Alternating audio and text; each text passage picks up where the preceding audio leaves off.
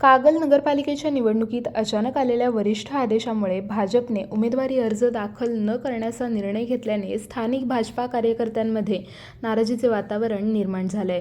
या पार्श्वभूमीवर भाजप जिल्हाध्यक्ष नाथाजी पाटील यांनी कागलमधील निष्ठावंत कार्यकर्त्यांची मनापासून माफी मागत त्यांचे मनोबल उंचावण्याचा प्रयत्न केला आहे.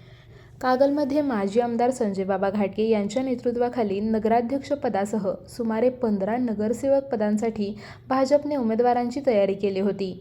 कार्यकर्त्यांना युती होण्याची अपेक्षा होती आणि युती न झाल्यास स्वबळावर लढण्याचीही पूर्ण तयारी त्यांनी केली होती. मात्र वरिष्ठ नेतृत्वाकडून उमेदवारी अर्ज AB फॉर्मसह दाखल करू नयेत असा आदेश अखेरच्या क्षणी आल्याने परिस्थिती पालटली.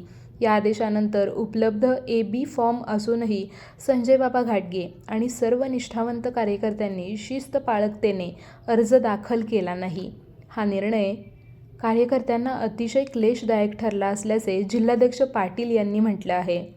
कार्यकर्त्यांची नाराजी मला पूर्णपणे समजते, परंतु पक्षशिस्त पाळून त्यांनी दाखवलेली निष्ठा ही वाखाणण्याजोगी आहे, असे पाटील यांनी स्पष्ट केले. तसेच केलेल्या मेहनतीनंतर कार्यकर्त्यांना निवडणुकीपासून दूर राहावे लागल्याबद्दल त्यांनी मनापासून दिलगिरीही व्यक्त केली आहे.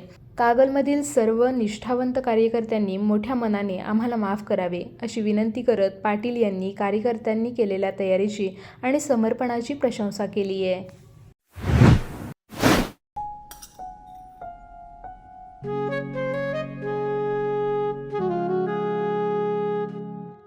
बाबा, आज येताना बासुंदी घेऊन या ना.